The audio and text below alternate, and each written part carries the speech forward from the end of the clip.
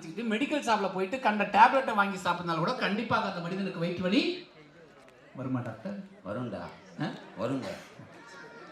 இப்பவும் நான் சொல்லக்கூடியது மிக மிக மிக தேவையானது, ரொம்ப ரொம்ப அவசியமான ஒன்று. நோட் பண்ணி வச்சுக்கோங்க. கண்ட எண்ணெயில் பொரிச்ச மசாலா ஐட்டங்கள் சாப்பிட்றதுனால கூடங்க அந்த மனிதனுக்கு கண்டிப்பாக வயிற்று வலி வருமா டாக்டர்? ஆமாங்க, வரும். ஓகே.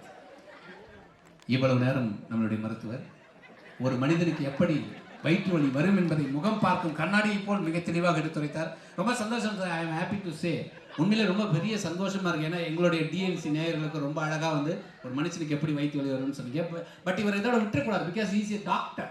ஒரு மனுஷனுக்கு எப்படி வயிற்று வலி வந்ததுன்னு சொன்னாரு, அதே நீங்க ஒரு மனுஷனுக்கு வந்த வயிற்று வலி எப்படி போக்கலாம் அதை சொன்னா இன்னும் யூஸ்ஃபுல்லா இருக்கும். How can run away. English போட்டு பேசாத, புண்ணியமா போவோம். வயிற்று வலி வர காரணம் கூட தெரியும் சார் நிறைய. ஏன்னா வீட்டில் தாத்தா பாட்டி சித்தப்பா பெரியப்பா பெரியமாலாம் இருப்பாங்க. டேய் தம்பி அரிசி சாப்பிடாத வயிற்று வலி வரும். டேய் தம்பி கேள்வி என்ன? எனக்கு இப்போ கேள்வியே மறந்து போச்சு சார். என்ன சார் இவ்வளவு நேரம் நீங்க சொன்னது? இன்னைக்கு வந்து இன்னைக்கு இந்த 100 500 ரூபாய் நோட்டு 1000 நோட்டு செல்லாது என்ற காலத்திலும் சரி, மற்ற இந்த கோவிட் காலத்திலும் சரி, என்னுடைய நிறுவனத்தில் இருக்கக்கூடிய வாடிக்கையாளருக்கு அனைவருக்கும் எல்லா இந்த தொகையும் வந்து ஒரு நாள் கூட தவறாமல் செலுத்திக் கொண்டிருக்கிறோம். எல்லா மற்ற நிறுவனத்தை விட நாங்கள் வந்து ஒரு வாரத்திலே பேமெண்ட் கொடுக்குறோம். இன்றைக்கு வரலாம் அதுதான் பண்ணிட்டு இருக்கோம். 1 வீக்கில் வித்தின் a வீக் எல்லாத்துக்கும் பேமெண்ட் ஆகிடுது. அதுக்கு காரணம் வந்து சரியாக கட்டக்கூடிய வாடிக்கையாளர்கள் எங்கள்கிட்ட இருக்கிறாங்க. 95% வந்து ப்ரான் பேமெண்ட் கொடுக்கக்கூடிய வாடிக்கையாளர்கள் இருக்கிறாங்க. அது மிக பெருமையாக சொல்கிறேன்.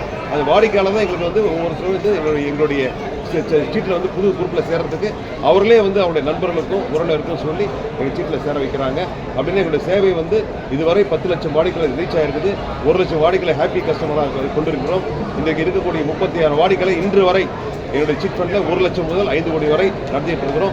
எல்லாத்துக்குமே பேமெண்ட் ஆன் பேமெண்ட், எல்லாத்துக்குமே சரியான நேரத்தில் குறித்த நேரத்தில் கொண்டு போயிட்டு இருக்கிறோம். இந்த சீட்டுன்னா சொன்னால் உங்களுக்கு தெரியும், பதிவு செய்யப்பட்ட நிறுவனம் வேறு, பதிவு செய்யப்படாமல் நிறுவனம் வேறு. இது நீங்கள் வந்து நீங்கள் பிரச்சனைலாம் வந்து அதை வந்து ஒன்றா வந்து பார்க்காதீங்க.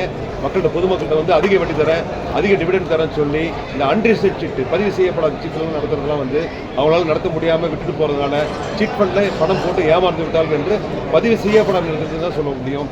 எங்களை போன்ற பதிவு செய்யப்பட்ட நிறுவனங்கள் எந்த நிறுவனமே வந்து பணத்தை போட்டுட்டா சரியான முறையில் கொடுத்துருவாங்க ஒழிய யாரும் வந்து நிறுத்திட்டு போவதோ இல்லை ஏமாற்றிட்டு போக முடியாது. ஏன்னா மாவட்ட பதிவாளர்கிட்ட நாங்கள் இதெல்லாம் டெபாசிட் பண்ணி தான் இந்த குரூப்பை ஆரம்பிக்கிறோம். சீட்டு வந்து நடந்துட்டு இருக்குது. இன்றைக்கி வந்து சேவிங்ஸை பற்றி எல்லாம் வந்து இளைஞர்களுக்கெல்லாம் தெரியணும். இளைஞர்கள்லாம் வந்து இந்த சேவிங்ஸை வந்து புரிஞ்சுக்கிட்டு அவங்க மாதம் சேர்த்து வைக்கக்கூடிய நல்ல பழக்கத்தை வந்து உருவாக்கின்னு சொல்லி மாணவர்களிடத்துலேருந்து நாங்கள் சொல்லிட்டு இருக்கிறோம். அதை வந்து அதன் அடிப்படையில் இன்றைக்கி வந்து இளைஞர்கள்லாம் வந்து இன்றைக்கி சீட்டில் பணம் கட்டக்கூடிய அளவில் கேட்டுட்டு ஷேர் மார்க்கெட்டில் போகிறத விட சீட்டில் போட்டால் சேஃபாக இருக்கும், பணம் வந்து பாதுகாப்பானது என்று தெரிஞ்சுட்டு வர ஆரம்பிச்சிருக்கிறாங்க. வரணும் என்று தான் நாங்கள் எல்லாத்தையும் இளைஞர்களை கூப்பிடுறோம். இங்கே இருக்கக்கூடிய சீட்டில் இருக்கிற அத்தனை அனுபவம் வாய்ந்தவர்கள் 40 வயதுக்கு மேற்பட்டவர்கள்லாம் வந்து சீட்டில் போடுறாங்க. ஏன்னாக்க டிவிடெண்ட் வந்து 8% 12% கிடைக்கும், கண்டிப்பாக கிடைக்கும். பணம் பாதுகாப்பாக இருக்கும். தேவையான நேரத்தில் சீட்டு எடுத்துக்கலாம். இது ஒரு மினி பேங்க் மாதிரி. இது வந்து அந்த பண்டைய காலத்தில் வந்து துவங்கப்பட்ட இந்த சீட்டு நிறுவனன்றது வந்து சேவிங்ஸ்ன்றது வந்து நம்ம வந்து நல்ல ஒரு இதை வந்து துவங்கியிருக்கிறாங்க. நம்ம இந்த சிட்டில் போட்டுட்டோம்னாக்கா நம்மளுடைய பணம் எடுக்காமல் இருக்கிற பட்சத்தில் கடைசியில் எடுக்கும்போது இது ஒரு சேவிங்ஸாக இருக்குது. அதுவே நமக்கு தேவையான பொழுது எடுக்கும் பொழுது இது லோனாக எடுத்துக்கலாம். ஸோ இந்த 2 விதமே சேர்ந்த கலந்து தான் சீட்டு. இந்த சீட்டை வந்து நிறுவனத்தை நான் வந்து டிஎன்சின்ற பெயரில் நடத்திட்டு இருக்கிறதுக்கு நல்ல வாடிக்கையாளர் கொண்ட ஒரு மிகப்பெரிய ஒரு இதுக்கு தலைவனாக இருக்கிறதுக்கு உண்மையில் பெருமைப்படுகிறேன். இந்த வளர்ச்சி இந்த இது வந்து தொடர்ந்து நடைபெற வேண்டும். உங்களுடைய ஆதரவு என்று உங்களுக்கு கிடைக்க வேண்டும் என்று சொல்லி உங்களுக்கு வாய்ப்பு கொடுத்து நல்ல சிட் ஃபண்டுனாவே நிறைய மக்களுக்கு புரிதல் இல்லாமல் இருக்கு. சரிங்களா? என்னன்னா எங்க போனாலும் ஏமாத்திடுறாங்க. நீங்க 60 வருஷம் பாரம்பரியமா பண்ணிருக்கீங்க. அவங்க எப்படி நாங்க நண்பத்தன்மை ஆக்குனீங்க, அதுக்கு இன்ஃபார்ம் பண்ணுங்க. அதான் சொல்றேன் இல்லைங்களா, பதிவு செய்யப்படாத நிறுவனங்கள் வந்து கண்டிப்பா சரியான முறையில் கொடுக்க முடியாது. பதிவு செய்யப்படக்கூடிய நிறுவனங்கள் வந்து மாவட்ட பதிவாளரிடம் ஒரு 10 லட்சம் சீட்டு நடத்தணும்னாக்க அதை போய் டெபாசிட் பண்ணிடுறோம். யார் பேர்லாம் மாவட்ட பதிவாளர் பேர்லயே நடத்திட்டு இந்த 20 பேர் 25 நபர்கள் வந்து பதிவு செய்யப்படுறோம். ரிஜிஸ்டர் ஆஃபீஸில் பதிவு கொடுத்துடுறோம். இதை வந்து நீங்கள் ஆன்லைனில் போட்டு பார்த்துக்கலாம். ஆன்லைனில் போட்டு பார்த்தீங்கன்னாக்க உங்களுக்கு எந்த நிறுவனத்தில் எத்தனை குரூப் நடக்குது, அது எவ்வளோ தொகை நடக்குது, அதோட நிலைமை என்ன. கம்பெனியே வந்து கோல்டு லோன் போடுறாங்க. அந்த கோல்டு லோன்லேயே ஏமாத்திடுறாங்க. நீங்கள் கூட பார்த்துருப்பீங்க. லேட்டஸ்ட்டாக 2 மந்த்துக்கு முன்னாடி கூட நிறைய மக்கள் வந்து பகிர்னாங்க, அவ்வளோ அழுதாங்க. ஸோ அது மாதிரி இருக்கிற மக்களுக்கு என்ன சொல்ல வருவீங்க சார்? அது வந்து என்ன பொறுத்தவரை சீட்டு நிறுவனம் வந்து இது மாதிரி வந்து பதிவு செய்யப்பட்ட நிறுவனங்கள் கண்டிப்பாக அதுக்கு இதுவரைலாம் ரெக்கார்ட் கிடையாது. எந்த நிறுவனம் வந்து இது மாதிரி ஏமாற்றுறது ஒரு ஏன்னா அது சிஸ்டம் பக்காவாக வந்து மாவட்ட பதிவாளர் கையில் ரிஜிஸ்டர் பண்ணி வைக்கிறதுனால இது வராது. மற்றது நீ சொல்கிறீங்க பார்த்தீங்களா, கோல்டு சமாச்சாரம் அதெல்லாம் வந்து எங்களுக்கு தெரியாது. அது எப்படி நடத்துகிறாங்க. ஏன்னா மக்கள்கிட்ட இன்றைக்கி வந்து டைவர்ட் பண்ணுறாங்க. நிறைய அதிக வட்டி கொடுக்குறேன். அது இந்த சதுரங்க வேட்டை படம் பார்த்துருக்கீங்க. நான் சினிமா துறையில் சொல்கிறேன். முதல்ல ஆசை தூண்டுறாங்க பாருங்கள். தூண்டிட்டு மக்கள் வந்து சீக்கிரம் போயிட்டு நிறைய லாபம் சம்பாதிச்சிடலாம் அப்படின்னு சொல்லி நோக்கத்தில் போகிறாங்க. அதை பயன்படுத்திக்கிட்டு நிறைய பேர் வந்து அதை தவறுதலாக நடத்திடுறாங்க. அது வேற. இந்த சீட்டு பதிவு செய்யப்பட்ட நிறுவனம் பொறுத்தவரை பாதுகாப்பானது. உங்களுடைய தொகை, உங்களோட பணம் வந்து பாதுகாப்பு இருக்கும். பதிவு செய்யப்பட்ட நிறுவனத்தில் கண்டிப்பாக இன்னைக்கு தான் சொல்கிறேன். உங்களுக்கு சார் சினிமா பார்த்துட்டீங்க. சினிமாவில் எவ்வளோ பெரிய இதெல்லாம் வந்து மக்களுடைய வந்து அந்த ஒரு இதை வந்து ஏமாற்றத்தை வந்து புரிஞ்சுக்கிட்டு செய்யறாங்க. அது வந்து நம்ம ஏமாறாமல் இன்னைக்கு வந்து நீங்கள் சோஷியல் மீடியா, நீங்கள் வந்து நிறைய பேர் சோஷியல் மீடியா வந்துருக்கீங்க. நீங்கள் ஒரே ஒரு செகண்டில் ஒரு இது வந்து உலகம் பூரா பரவிடுது. அப்படி இருக்கும்போது எவ்வளோ விஷயங்கள் வந்து எப்படி ஏமாற்றப்படுகிறார்கள், எப்படி ஏமாந்தாங்களாம் தெரிஞ்சுக்கிட்டீங்க. ஆனால் அன்னைக்கு இன்னைக்கு வந்து நிறைய பேருக்கு வந்து அவேர்னஸ் வந்துருச்சு. இப்போ அது மாதிரி ஏமாற்றங்கள் குறைஞ்சி வந்துருச்சு தான் நான் சொல்லுவேன். ஏன்னா இன்னைக்கு வந்து சோஷியல் மீடியானால எல்லாம் ஏமாற்றப்படுறவங்களும் அடையாளம் காணப்படுகிறார்கள், உடனே தெரிஞ்சிடுறாங்க. அதனால் வந்து கண்டிப்பாக அதில் வந்து நம்ம அவேர்னஸ் வந்துருச்சு மக்கள்கிட்ட. இதை வந்து பதிவு செய்யப்பட்ட நேரத்தில் பண்ணாக்க இதெல்லாம் வந்து இன்னும் இருக்கிறது டோட்டலாக வந்து அவாய்ட் ஆகிடும். ஆசைப்பட வேணாம் யாரும். வட்டி சட்டத்திலாம் வெளிப்படைத்தன்மை இல்லைன்னு சொல்றாங்க சார். உங்க இதில் எப்படி வெளிப்படைத்தன்மை இருக்கா இல்லை எப்படி சார்? அதான் சொல்கிறேன் நான். ஏதாவது பதிவு செய்யப்பட்ட நிறுவனம் வந்து நீங்கள் ஆன்லைனில் போய் பார்த்துக்கலாம். எந்தெந்த நிறுவனத்தில் எத்தனை குரூப் நடக்குது, எவ்வளோ ஏடி இப்போ சொல்கிற பார்த்தீங்கன்னா 100 கோடி, மாதம் 100 கோடி, வருஷம் 1200 கோடி அப்படின்னு போய் அத்தனையுமே வந்து உங்களுக்கு ஆன்லைனில் போய் பார்க்கலாம். எந்த மட்டும் இல்லை, பதிவு செய்யப்பட்ட எல்லா நிறுவனங்களுமே போய் சிட் ஃபண்ட் லைனில் போயிட்டு நீங்கள் ஆன்லைனில் பார்த்தீங்கன்னாக்க அத்தனை கம்பெனி எத்தனை குரூப் நடத்துகிறாங்க, அதனுடைய மதிப்பு எவ்வளோ எல்லாமே தெரிஞ்சுக்கலாம். இதில் எல்லாம் கம்பெனி ஓப்பன். சார் உங்களுக்கு பேங்க்ல 6% 7% சொல்றீங்க இல்லையா, அது வருது. சிட் ஃபண்டை பொறுத்தவரை 8% குறையாம வரும். 7 to 8%, அதிகபட்சம் 11, 12, 13% கிடைக்கும். ஒவ்வொரு குரூப்பை பொறுத்து. குரூப்ல வந்து அதிகமாக வந்து முதல்ல எடுக்கிறவங்க இருந்தாங்கனாக்க உங்களுக்கு டிவிடெண்ட் நிறைய கிடைக்கும். அது மாதிரி குரூப் ஃபார்ம் ஆயிடுச்சுனாக்க உங்களுக்கு நல்ல டிவிடெண்ட் கிடைச்சிடும். எல்லாருமே எடுக்காத ஆளுங்க கடைசியில் எடுக்கிறாங்க, டிவிடெண்ட் குறையும். அது மாதிரி குறையும் எப்படி 8%, 9% கண்டிப்பாக கிடைக்கும். ஸ்டார்ட் பண்ணும்போதே ஒரு பயலா இருக்கும் சார். சரிங்களா, இவ்வளோ பர்சன்டேஜ் இன்ட்ரெஸ்ட் சில இடத்துல வந்து கம்மி பண்ணிடுறாங்க. ஏன்னா வந்து அவங்களோட வெயிட்டேஜ் குறைஞ்சோடனே கம்மி பண்ணிடுறாங்க. அது மாதிரி ஏதாவது இருக்கா சார்? இதில் பொறுத்தவரை அப்படி இல்லை. வெளிப்படுத்த ஒவ்வொரு மாதம் ஏலம் விடுறோம். ஏலம் விட்டுறோம். யார் ஏலம் எவ்வளோ கேட்டாங்கன்னு போல எல்லாமே பதிவு செய்யப்படுறோம். அத்தனையுமே மினிட்ஸ் மூலியமா மாவட்ட பதிவாளர்கிட்ட ரீஸ் பண்ணி ஆகணும்.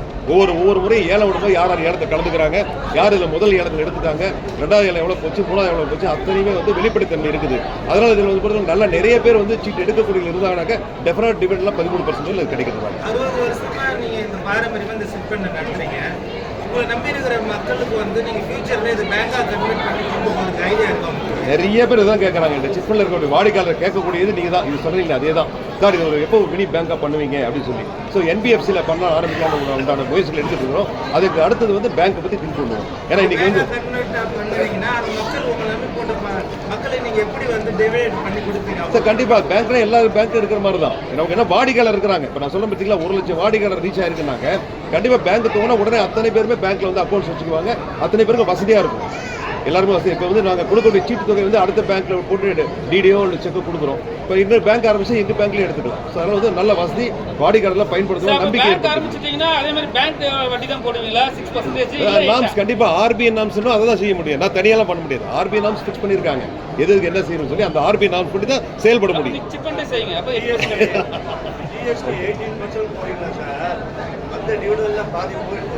சார் GST 18% இருக்கக்கூடிய மிகப்பெரிய பிரச்சனை எங்களுக்கு இதுதான். நாங்கள் போய் எங்களுடைய நிதி அமைச்சர் அவர்கள்ட்ட போய் பார்த்து எங்களுடைய பரிந்துரை செய்யுங்கன்னு சொல்லி கேட்டது என்னன்னாக்க, சார் பேங்க்ல வங்கியில் வந்து டெபாசிட் பணத்தை வாங்கிட்டு லோனை கொடுக்குறீங்க, அதே செயல் தான் சிட்லி நடக்குது.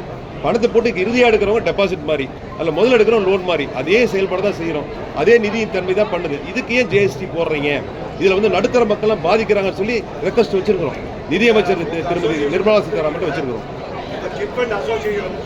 ஆமாம் அசோசியேஷன் மூலியமாக போய் மேடத்தை பார்த்து கொடுத்துருக்குறோம். ஒவ்வொரு பாராளுமன்ற உறுப்பினரும் லெட்டர் கொடுத்துருக்காங்க. இதுவரையில் வந்து 13 பாராளுமன்ற உறுப்பினர்கள் ரெக்கமெண்ட் பண்ணி கொடுத்துருக்காங்க. லெட்டர் கடிதத்தின் மூலியமா வந்து நிதியமைச்சர் அவர்களுக்கு கொடுத்துருக்காங்க. இதை வந்து நடுத்தர மக்கள் பாதிக்கிறாங்க. அவங்களை வந்து நீங்கள் சிட் ஃபண்டில் இருக்கக்கூடிய GST எடுத்துருங்க, இல்லை குறைத்து கொடுங்கன்னு சொல்லி கேட்டுருக்கோம். சார் எங்களுக்கு 50 கிளைகள் தான் சார் எங்களுக்கு. இதோட 46 கிளைகள் வந்துருச்சு. மதுரை, திருச்சி தான் இறுதி ஆரம்பித்தோம். இன்னும் ஒரு 4 கிளைகள் ஆரம்பிச்சு 50 கிளைகள் தான் என்னோட இலக்கு. தமிழ்நாட்டோட வெளியே போக மாட்டோம். தமிழ்நாட்டில் மட்டும் தான் நாங்கள் செய்வோம். 60 வருஷம் வந்து அச்சீவ் பண்ணீங்கன்னா அந்த 60 வருஷத்துல வந்து உங்களோட கஸ்டமர்ஸ் வந்து எத்தனை லட்சம் பேர் இருக்காங்க சார்? அதான் சொல்கிறேன் இல்லைங்களா, 10 லட்சம் வாக்காளர்கள் வந்து வாடிக்கையாளர் வந்து ரீச் ஆயிருக்குது. 1 லட்சம் சக்ஸஸ்ஃபுல் வாடிக்கையாளர் நேரடியாக பணத்தை எங்கள் கையில் வாங்கினவங்க 1 லட்சம் வாடிக்கையாளர் இருக்கிறாங்க. இப்போ நாங்கள் வந்து 100 கோடி சொல்கிறோம் இல்லைங்களா, வருஷம் 1500 கோடி. இது வந்து 5000 கோடிக்கு சமமானது. 5000 கோடி டர்ன் நான் பண்ணி ஆகணும். இப்போ கமிட் ஆன என்னுடைய வாடிக்கையாளர்களை வந்து 5000 கோடி கலெக்ட் பண்ணணும், 5000 கோடி கொடுக்கணும், நம்பிக்கையை வந்து பெறணும். இறுதி வரல கடைசி சீட்டு எடுத்துக்கணும் கொடுக்கணுன்ற ஒரு மிகப்பெரிய ஒரு பொறுப்பில் இருக்கிறோம். இதுதான் நாங்கள் சம்பாரிச்சது. நல்ல வாடிக்கையாளர் சொல்லிடுவோம். எங்களுக்கு வந்து 62% 1% கஸ்டமரே எங்களுக்கு கிடைச்சிருக்காங்க. சிட்ஸ் பிரைவேட் லிமிடெட் ட்ரஸ்ட் உங்க ட்ரஸ்ட் மூலமா ஏழை எளிய மக்களுக்கு நீங்க என்ன கல்வி கொடுத்துட்டு இருக்கிறோம். தருமபுரியில் விஜய் வித்யாலயன்ற பள்ளிக்கூடத்தை நடத்திட்டு இருக்கிறோம். அன்றைக்கு வந்து 87ல் வந்து 150 மாணவர்கள் வந்து சேர்ந்த பள்ளிக்கூடம் இன்னைக்கு 32,000 மாணவர்கள் படிச்சுட்டு இருக்கிறாங்க. ஒவ்வொரு வருடமும் என்னுடைய கிருஷ்ணகிரி பள்ளிக்கூடமும் என்னுடைய தருமபுரி பள்ளிக்கூடமும் 1 கோடி ரூபாய் ஸ்காலர்ஷிப் கொடுக்குறேன். நன்றாக படிக்கக்கூடிய மாணவர்களுக்கு ஆரம்பத்திலிருந்தே உங்களுக்கு +2 முடிச்சுட்டு போகலாம் ஸ்காலர்ஷிப் கிடைக்கும். அந்த முதல் நிலையில் இருக்கும்போது அதே மாதிரி வந்து வாழ்க்கை தரத்தில் வந்து ரொம்ப வந்து கிராம பகுதியில் சிங்கிள் பேரண்ட்னு சொல்லுவோம். அவங்களுடைய பேக்ரவுண்ட் ரொம்ப குறைவாக இருக்கவங்க வந்து அப்ளை பண்ணி அவங்களுக்கு ஸ்காலர்ஷிப் வாங்கிக்கலாம். இவங்க முடிச்சுட்டு போனோடனே +2 படிக்கிறதுக்கு நீட் எக்ஸாம் இருக்குது, அதுக்கு ஸ்காலர்ஷிப் கொடுக்குறோம். இது எல்லாம் வந்து எங்களுடைய ட்ரஸ்ட் மூலமாக செய்கிறோம். விஜய் எஜுகேஷன் ட்ரஸ்ட் மூலமா தொடர்ந்து செய்துட்டு இருக்கோம். நான் வந்து 10 வருஷமா வாங்கிட்டா இருக்கேன். I very ப்ராம் subscriber.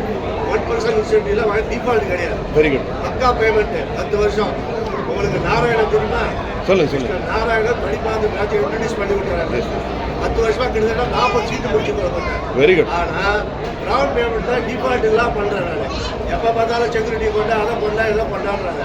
நான் ப்ரைஸுக்கு பெய்ட் அப் வேல்யூ இருக்கு. அந்த பெய்ட் அப் வேல்யூ வச்சு அதை ரெகக்னைஸ் பண்ணி பார்ட்டிகளுடைய தராதரத்தை பார்த்து பேமெண்ட் ரிலீஸ் பண்ணுறாங்க இல்லையா? சரி, இது வந்து நான் உங்களுக்கு பேசுகிறேன், இல்லை கண்டிப்பாக பேசுகிறேன். இல்லை ஒரு நிமிஷம் சொல்லிடுறேன். இல்லை சொல்லி சார் ஒரு நிமிஷம் சொல்லிடுறேன் சார். இல்லை சொல்லிடுறேன் சார்.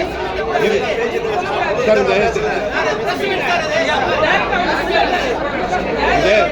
சொல்லிடுறேன். இந்த சிட் ஃபண்டில் பணம் போகிறது பொதுமக்களுடைய பணம். நல்லா புரிஞ்சுக்கணும். அவர் கேட்குற கேள்வி கண்டனா பொதுமக்கள் பணம் வந்து எல்லாம் பாதுகாப்பாக இருக்குன்றதுக்காக நடைமுறை வச்சிருக்கிறோம்.